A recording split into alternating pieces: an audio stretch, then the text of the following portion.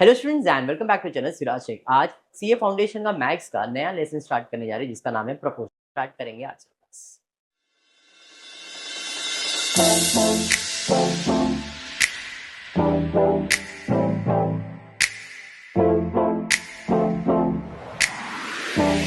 हमने पिछले क्लास में रेशियो कंप्लीट किया, उसके ऑब्जेक्टिव्स कंप्लीट कर दिए। आज सेकेंड यूनिट पे जा रहे हैं जिसका नाम है proportion.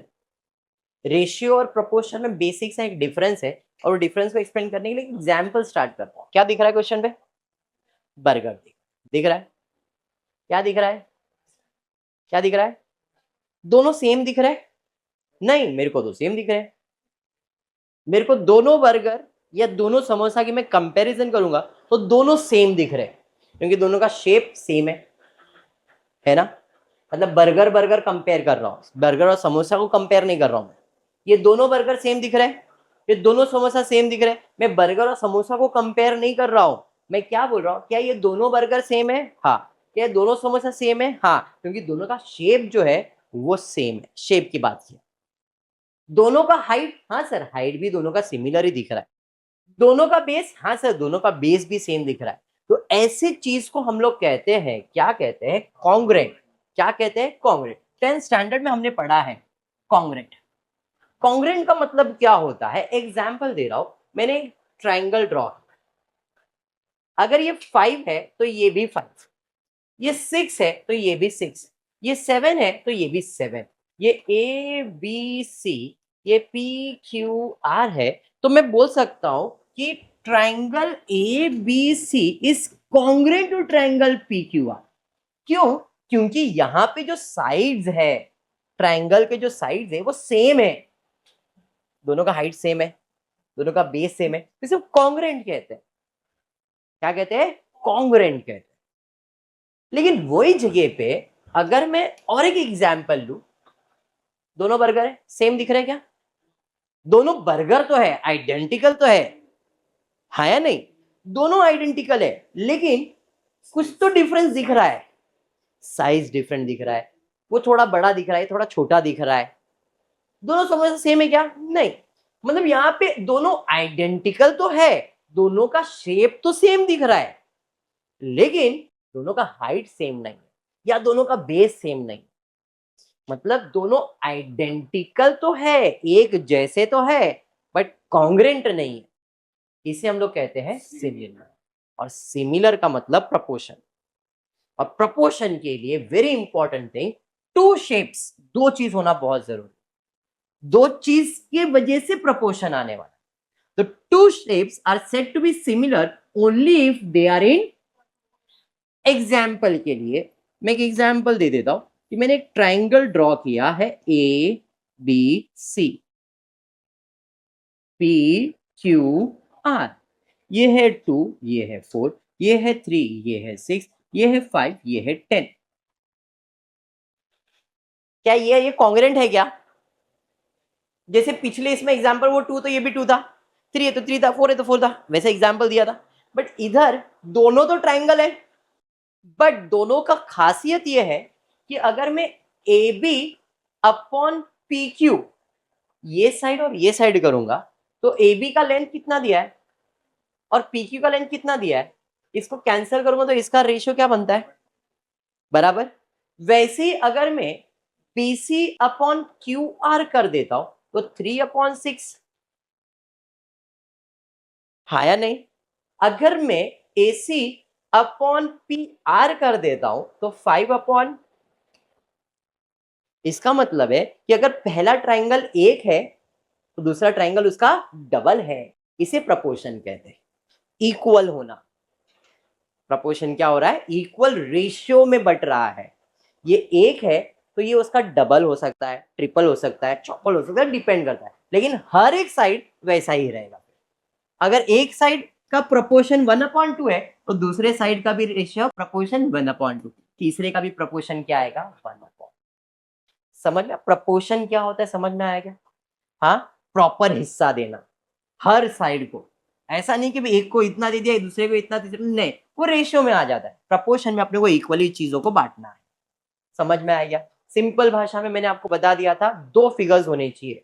Proportion means two things are in balance और इक्वल इन, जैसे अभी मैंने बताया था, हर एक का, एक ट्रायंगल दूसरा ट्रायंगल, हर साइड का प्रोपोर्शन क्या था, 1/2 1/2 1/2।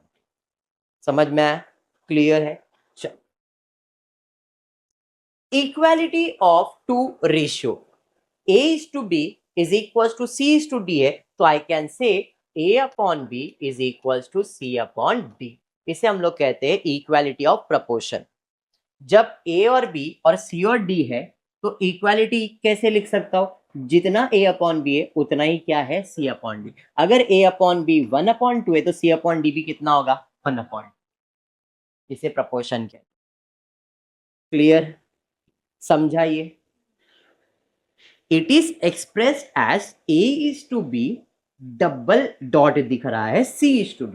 इसे पढ़ा जाएगा a is to b is proportion to c is to d। मतलब इसे पढ़ा जाएगा is proportion to। समझा? इसे क्या पढ़ा जाएगा, is proportion to। अब इसमें ये जो b और c दिख रहा है ना, ये चार टर्म का मिड वैल्यू है। a b c d चार है ना, चार नंबर्स हो गए, ए हो गया, बी हो गया, सी हो गया, डी हो गया, ये चार नंबर, जिसमें जो बीच के बी और सी ना, इसे हम लोग कहते हैं मीन वैल्यू। क्या कहते हैं, मिड वैल्यू या तो मीन वैल्यू। और जो बाहर के दो नंबर्स दिख रहे, बाहर है, एक्सट्रीम है, आउटसाइड है, उसे हम एक्सट्रीम कहते हैं। अब जो बोलने जा रहा हूं बहुत ज्यादा इंपॉर्टेंट है, इसी से पूरा प्रपोर्शन सॉल्व होगा। इन दोनों का प्रोडक्ट इज इक्वल्स टू इन दोनों का product, that is product of extreme is equals to product of mean. नहीं समझ में आया तो a upon B is equals to C upon D है, क्रॉस मल्टीप्लाई। तो a और d एक्सट्रीम हो गया, b और c मीन हो गया, और ये क्या होगा, इक्वल होगा। तो इसलिए फॉर्मूला बनता है product of extreme is equals to product of mean. Extreme में क्या आता है, a और d। a फर्स्ट टर्म है, d फोर्थ टर्म है, b सेकेंड टर्म है, और c तुम्हारा थर्ड टर्म है। अब इसे और अच्छे से अगर पढ़ना जाओ तो प्रोडक्ट ऑफ एक्सट्रीम का मतलब होता है फर्स्ट टर्म और fourth term. Product of mean क्या होता है, second term and third term. If A B C, अभी कितने दिया मैंने वैल्यू, 3। पहले कितना दिया था, 4। अभी इधर कितने वैल्यूज दिया मैंने, सिर्फ 3। अगर 3 आर इन कंटिन्यू प्रपोर्शन, मतलब a upon b is equals to b upon c। इधर कितने हैं, 3 ही है ना, 1 2 3। तो इधर क्रॉस मल्टीप्लाई करूंगा तो प्रोडक्ट ऑफ एक्सट्रीम ये हो जाएगा और प्रोडक्ट ऑफ मीन ये हो जाएगा। मतलब a into C is equals to b into B, मतलब a into C is equals to B square. तो प्रोडक्ट ऑफ मीन क्या आएगा, B square. Product of extreme क्या आएगा, first term and third term. यहाँ पे वही लिखा है, B square is equals to.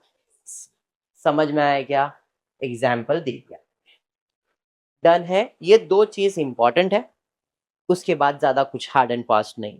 अगर आप ये समझ जाते तो आप प्रोपोर्शन कर सकते, ठीक है। कुछ लॉ या प्रॉपर्टी आप कह सकते हो है for proportion. If a upon B is equal to C upon D, तो इसका आप इन्वर्ट कर सकते हो। इन्वर्ट मतलब उल्टा कर सकते हो। तो a अपॉन बी का उल्टा क्या आएगा, b upon A. c upon D का उल्टा क्या हो जाएगा, a upon C, b upon D. यहाँ पे a अपॉन बी, तो इसका उल्टा आ जाएगा यहाँ पे, अच्छा करेक्शन नहीं हुआ, b अपॉन ए, और यहाँ पे आ जाएगा d अपॉन सी। इन्वर्ट एंडो में क्या होता है, इन्वर्ट एंडो में b ऊपर जाएगा और ये नीचे आएगा। तो आप यहाँ पे बोलोगे b अपॉन ए और यहाँ पे d अपॉन सी। इसे आप क्या कहते हो, इन्वर्टेंडो। क्या कहते हो, इन्वर्टेंडो। वहां पे करेक्शन है, ठीक है, okay. Next, a upon B, C upon D, alternendo. Alternate करेंगे तो a के नीचे अब क्या आ जाएगा, d, और ये c इधर आ जाएगा, तो आ जाएगा a upon C, b upon D. समझा मैंने क्या किया, a है, b है, c है और d है, ये सीक्वेंस है। तो a के साथ क्या आ जाएगा, अल्टरनेट वैल्यू। b के साथ क्या आ जाएगा, तो ये हो जाएगा a अपॉन सी और ये हो जाएगा b अपॉन डी। इसे हम लोग क्या कहते हैं, अल्टरनेंडो। समझ में आया ये? पक्का समझा? अल्टरनेंडो क्या है? क्लियर? पक्का? Next, A upon B C upon D componendo. Componendo मतलब प्लस करने का, कंपोनेंडो मतलब प्लस करने का। तो ए के नीचे क्या है? बी, सी के नीचे क्या है? डी। तो प्लस कैसे होगा? A plus B upon B, C plus D upon D, ऊपर प्लस होता है, इसे हम लोग क्या कहते हैं? कंपोनेंडो। क्लियर? उसी का दूसरा भाई है डिविडेंडो, वो माइनस करता है ऊपर ही, ए माइनस बी अपॉन बी, सी माइनस डी अपॉन डी, इसे हम लोग क्या कहते हैं? डिविडेंडो। डन डना डन डन यहां तक पक्का? और दोनों को जोड़ देंगे, कंपोनेंडो एंड डिविडेंडो। तो कंपोनेंडो ऊपर ऐड करेगा, डिविडेंडो नीचे माइनस करेगा। ऊपर माइनस नीचे प्लस नहीं, ऊपर का वैल्यू प्लस और नीचे का वैल्यू माइनस। अगर ऊपर माइनस आया तो कोई प्रॉपर्टी नहीं बनता है, ठीक है? तो A plus B A minus B, C plus D C minus D, इसी को कहते हैं कंपोनेंडो एंड डिविडेंडो। बेसिक था, ये सब आपने स्कूल लेवल में किया हुआ, नहीं किया तो अभी समझ लो कि ऐसा। डन। अब नया चीज जो आपको आने वाला है, इसे कहते हैं एडेंडो। क्या कहते हैं? एडेंडो। एडेंडो का मतलब क्या होता है? जब भी आप कोई भी रेशियो लेते हो तो आप इसे ऐड करते हो तो इसका प्रोपोर्शन हमेशा सेम रहेगा। एग्जाम्पल के लिए मैं एक एग्जाम्पल दे देता हूं यहाँ पे, 2/4 is to 3/6 is to 5/10 is to 7/14, ऐसा है। एडेंडो में क्या करने का? सबको ऐड करने का। एडेंडो में क्या करने का? सबको ऐड करने का। अब मैं सबको ऐड कर रहा हूं। 2 + 3 कितना? 5 + 5 कितना? 10 + 7 कितना? 17। 4 + 6 कितना? 10 + 10 कितना? 20 + 14 कितना? 20 + 14 इज 30। 17 1 जा 17 2 जा, इसका रेशियो कितना आया? 2 1 जा 2 2 जा 1/2, 3 1 जा 3 2 जा 1/2, 5 1 जा 1/2, सबका रेशियो 1/2 है। तो एडेंडो में क्या होता है? रेशियो बदलता नहीं है, मतलब प्रपोर्शन बदलता नहीं है। आप सबको ऐड करो तो भी, दो को ऐड करोगे तो भी वही 2/4 3/6 5/10 7/14 था। ये दो को भी ऐड करोगे तो भी आंसर 1/2 आएगा। 2 + 3 5 10 1/2 हुआ ना। आप 3 को ऐड करोगे तो भी आंसर होगा। एडेंडो में क्या है? एडेंडो में ऐड करो लेकिन प्रपोर्शन बदलता नहीं। समझाइए? हाँ। इसका दूसरा भाई है सबट्रेंडो, सब्सट्रैक्ट करने का। इसमें भी रेशियो बदलने वाला नहीं है। आप माइनस करो लेकिन आंसर बदलने वाला नहीं है। ए माइनस सी माइनस ई माइनस, जितने भी टर्म्स है माइनस करो, नीचे माइनस करो, जो रेशियो रहेगा वो हमेशा सेम ही रहेगा, बदलने वाला नहीं। क्लियर हो गया? तो इन्वर्टेंडो उल्टा करता है, अल्टरनेटो क्रॉस करता है, componendo add, dividendo minus, componendo dividendo add और माइनस। एडेंडो क्या करता है? समझ में आ गया? सिर्फ ऐड, ऊपर भी नीचे भी, रेशियो बदलता नहीं है। फिर सबट्रेंडो में ऊपर भी माइनस नीचे भी माइनस करना है, रेशियो बदलने वाला नहीं, मतलब इधर प्रपोर्शन बदलने वाला नहीं। डन हो गया? इतना है जो आपको इस टॉपिक में याद रखना है, बाकी कुछ बचता नहीं है। अब सिर्फ हम सम्स के पीछे भागेंगे, ठीक है? एक एक करके ऑब्जेक्टिव्स ले लेते। रेडी? रेडी? सब आंसर राइट होना चाहिए। दे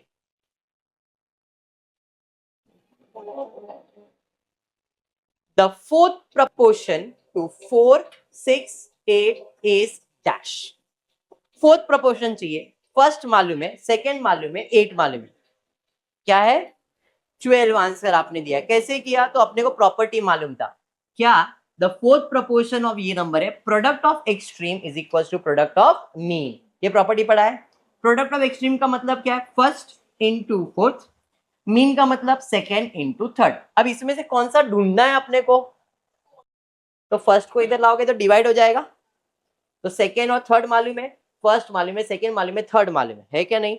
फर्स्ट को क्या करने का है? डिवाइड करना है। किसके साथ? इन दोनों के साथ। मतलब 6 into 8 डिवाइड बाय 4 करेंगे, आंसर क्या आया 12। अपना आंसर क्या आने वाला है 12। समझ में आया? जो फॉर्मूला दिया उसी फॉर्मूले से सॉल्व करो, सब आंसर्स आ जाए। बढ़ते नेक्स्ट, थर्ड प्रपोर्शन। फर्स्ट मालूम है, सेकेंड मालूम है, थर्ड मालूम है क्या? मतलब ये 3 प्रपोर्शन वाला है। चलिए देखते, product of mean is equals to product of extreme. यहाँ पे मीन मतलब बी स्क्वायर हो गया, मतलब यहाँ पे सेकेंड का स्क्वायर करना है और फर्स्ट और थर्ड को मल्टीप्लाई करना। अपने को कौन सा चाहिए? थर्ड चाहिए, तो फर्स्ट को डिवाइड करना पड़ेगा ना। यहाँ पे सेकेंड टर्म मालूम है? हाँ सर मालूम है। तो 18 का हम क्या करेंगे? स्क्वायर करेंगे और उसको किससे डिवाइड करेंगे? फर्स्ट से। 18 का स्क्वायर डिवाइड बाय 12, 27 है क्या ऑप्शन में? सरोज समझ में आया बेटा? अंजलि आ रहा है ना आंसर? चलो, लैंग्वेज बदल दिया। क्या फाइंड करना है? मीन प्रपोर्शन बिटवीन 25 और 18। मीन प्रपोर्शन बिटवीन 25 एंड 18, मतलब ये फर्स्ट टर्म है, ये थर्ड टर्म है। अपने को कौन सा टर्म फाइंड करने का है? सेकेंड टर्म फाइंड करना है। आपस से product of mean is equal to product of extreme, second term का स्क्वायर, फर्स्ट और थर्ड। कौन सा मालूम है? फर्स्ट और थर्ड मालूम है, सेकेंड मालूम है क्या? नहीं। मतलब 25 इंटू 81 करना पड़ेगा। 25 इंटू 81 किया कितना है? 2025। इधर ले लिया रूट और रूट ऑफ इसका निकाला, कितना आंसर आया? 45। क्लियर है? आंसर 45। बढ़ते हैं नेक्स्ट क्वेश्चन की तरफ। Yes. The number which has the same ratio to 26 that 6 has to the 13. मतलब क्या है? एक ऐसा नंबर ढूंढना है जिसका 26 के साथ रेशियो बिल्कुल वैसा ही आ रहा है जैसा 6 का रेशियो किसके साथ है? 6 का रेशियो 13 के साथ है, मतलब 6/13। तो अपने को अब नंबर ढूंढना है, उसका नंबर का रेशियो किसके जैसा होना चाहिए? 26 इसके जैसा ही होना चाहिए। तो वो नंबर क्या अपने को मालूम है क्या? वही नंबर ढूंढना है ना। तो क्या करूंगा मैं? क्रॉस 26 को इधर ले लिया, 13 में 2 12। देखो 12 है क्या अपने पास? नहीं। समझा ये? पक्का? बढ़ते नेक्स्ट। आ गया भाई फोर्थ प्रपोर्शन, अभी तो ढूंढ सकते हो। Fourth proportion to first term, second term and third term मालूम है, फोर्थ फाइंड करना है। फॉर्मूला क्या लगाएंगे? Product of extreme is equal to product of mean. Product of extreme मतलब first term fourth term, mean मतलब सेकेंड टर्म और third term. बराबर है? जरा ढूंढो क्वेश्चन में कौन सा टर्म दिया है? फर्स्ट दिया है, सेकेंड दिया है, थर्ड दिया है। क्या फाइंड करना है? फोर्थ। तो फर्स्ट को इधर डिवाइड करूंगा मैं, तो सेकेंड टर्म था ए स्क्वायर, थर्ड टर्म था सी डिवाइड बाई 2a करना है। ए स्क्वायर अपॉन सी अपॉन 2a, ए और ए कैंसिल हो गया, ए सी अपॉन क्या बच गया? 2 है क्या अपने पास? ए सी अपॉन 2, ए सी अपॉन 2 है अपने पास। Option number D. समझा? चलिए बढ़ेंगे नेक्स्ट, देखते क्या है। If 4 numbers half 1/3, 1/5 and 1/x are in proportion, then find x। 4 number है, पहला नंबर है 1/2, दूसरा नंबर है 1/3, तीसरा नंबर है 1/5 और चौथा नंबर है 1/x। तो इधर x का वैल्यू पूछा है और ये सब क्या है? प्रपोर्शन में। बताओ क्या आएगा आंसर? क्या आएगा आंसर?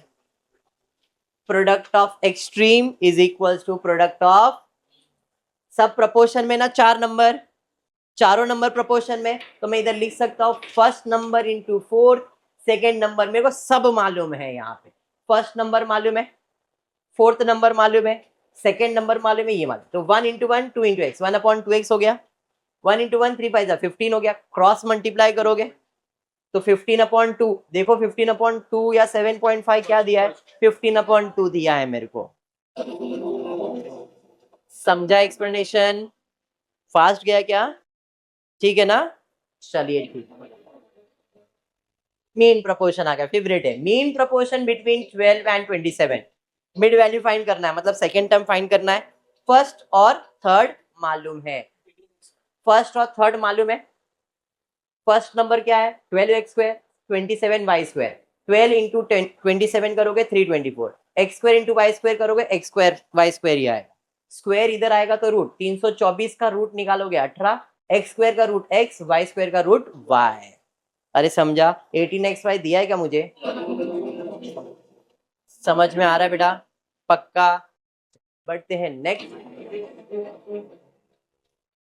इफ a का वैल्यू b अपॉन 2 है और c अपॉन 5 है, a is to b is to c find करना। a का वैल्यू b अपॉन 2 है, c का वैल्यू, तो इधर इतना सिंपल है, ज्यादा सोचूंगा नहीं। a इज 1, कुछ नहीं, मतलब इसके नीचे क्या है 1, a का वैल्यू 1, b का वैल्यू 2, c का वैल्यू 5, 1 2 और 5 है क्या अपने पास? कोई एक्सप्लेनेशन में आपको यहाँ पे देने वाला, देख मैंने लिखा a is equal to B upon is equal to K, एक वेरिएबल ले लिया। अगर नहीं लेता तो आप ऐसा सॉल्व कर सकते थे, डायरेक्टली भी कर सकते थे। a is equal to K, b upon 2 is equal to K, c upon 5 is equal to K लेके सॉल्व किया है लोगों। तो a का कुछ नहीं मतलब के ही है, इसका कितना आ जाएगा 2k हो जाएगा, इसका कितना आ जाएगा 5k हो जाएगा।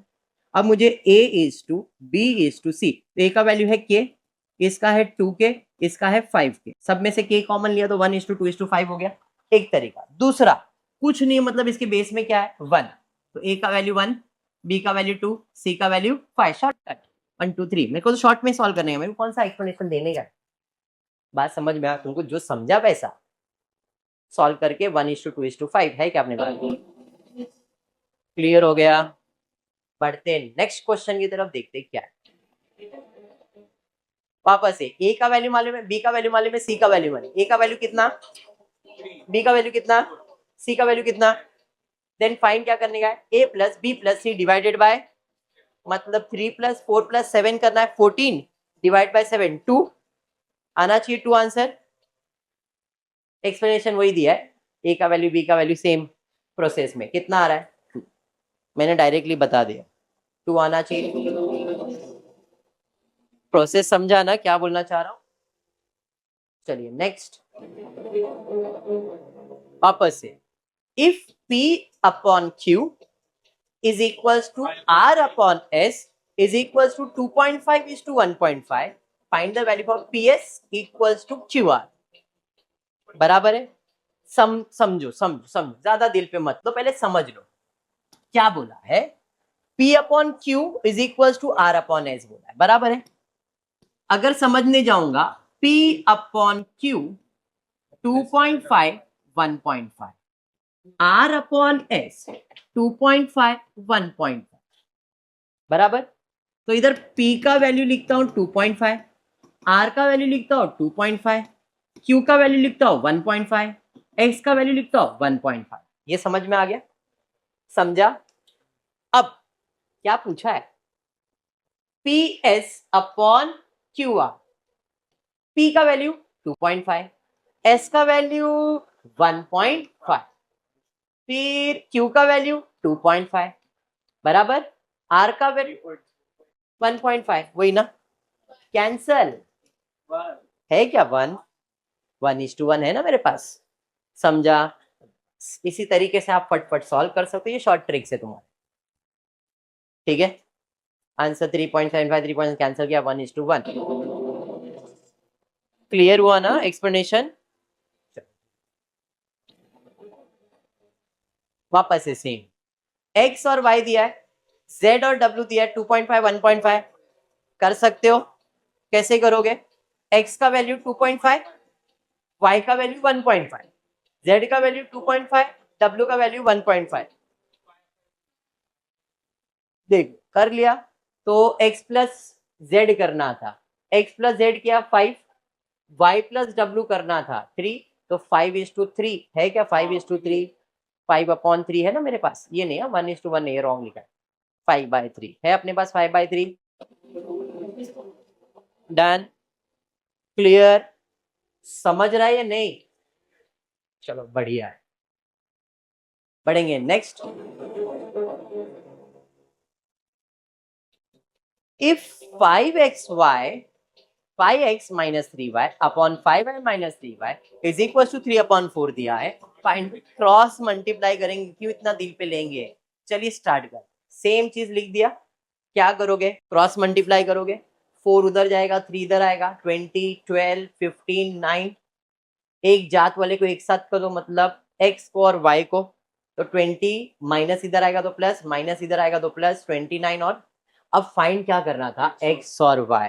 देखो x को इधर रखेंगे, y को इधर लेके आएंगे, तो 29 इधर आएगा, 27/29, 29/27 नहीं है क्या इसमें से कुछ भी नहीं।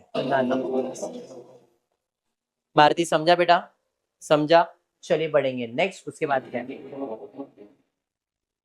a is to b 3 is to 2, b is to c 3 is to 5, then a is to b is to c क्या है। अब देख लो जरा ध्यान से, इधर कितने रेशियो है, a b b और c तीन ही है ना। जरा ध्यान से मैं सॉल्व करके दिखा रहा हूं, जरा ध्यान दे। a is to b का आंसर कितना है, a is to b का आंसर 3 is to 2 है, और b is to c का आंसर कितना है, बराबर।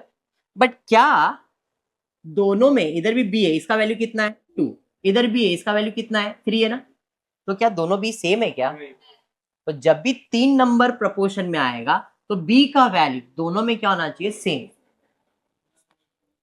इधर b का वैल्यू कितना है 2, इधर b का वैल्यू कितना है 3, तो इसको मल्टीप्लाई बाय 3, इसको मल्टीप्लाई बाय 2 कर दो। तो जब मैं इसको 3 से मल्टीप्लाई करूंगा तो 9:6 हो जाएगा, और इधर 2 से मल्टीप्लाई करूंगा तो 6:10। अब देखो b का वैल्यू सेम हो गया, तो रेशियो क्या बन गया, 9, 6 और 10 है क्या अपने पास, 9, 6 नहीं है, मतलब नन ऑफ दिस आना चाहिए। ये चीज एक्सप्लेनेशन करके दिया। देखो a:b में इधर b का वैल्यू कितना है 2, और इधर b का वैल्यू कितना है 3, तो इधर 3:2 था, मल्टीप्लाई बाय मैंने 3 कर दिया, इधर मल्टीप्लाई बाय 2 कर दिया, देयरफॉर हमारा रेशियो 9/6, 6/10, 9:6:10। ऐसा कुछ भी है क्या, समझा या बाउंसर गया, समझा ना। x का वैल्यू 2, y का वैल्यू 3, z का वैल्यू 7, ये समझ में आ गया। मैं क्या करने का है, 2 बार x, 5 bar y, 4 bar z divide by 2y कर। x का वैल्यू कितना है, y का वैल्यू कितना है, z का वैल्यू कितना है, खाली सब्स्टिट्यूट करना है ना इसके अंदर। चलिए सब्स्टिट्यूट करेंगे तो देखो 2 x के जगह पे कितना आ जाएगा, 2 आ जाएगा, अरे हाँ, y के जगह पे कितना आ जाएगा 3, और z के जगह पे कितना आ जाएगा 7। समझा ये। 4 - 15 + 28 डिवाइड बाय 2y, 17/6 है क्या भाई, 17/6 दिख रहा है भाई ऑप्शन, समझा ये। देयरफॉर इसका आंसर है 17/6। प्रपोर्शन समझा। x दिया है, x is to y का आंसर, वापस से देखो कितने टर्म्स है, x, y और z। मिडल टर्म क्या है इसमें, y है, बराबर है, मिडल टर्म y है मेरे पास, भाई मिडल टर्म y है मेरा। इधर y का वैल्यू कितना है, और इधर y का वैल्यू कितना है, तो इसको मल्टीप्लाई बाय 4 और इसको मल्टीप्लाई बाय, तो ये हो जाएगा 8:12, 12:9, 8, 12, 9 है क्या, समझा। डायरेक्टली ये सब स्टेप्स है, आपको स्टेप्स करना है तो स्टेप्स, डायरेक्ट समझ में आ रहा है तो डायरेक्ट आंसर 8, 12 और डन।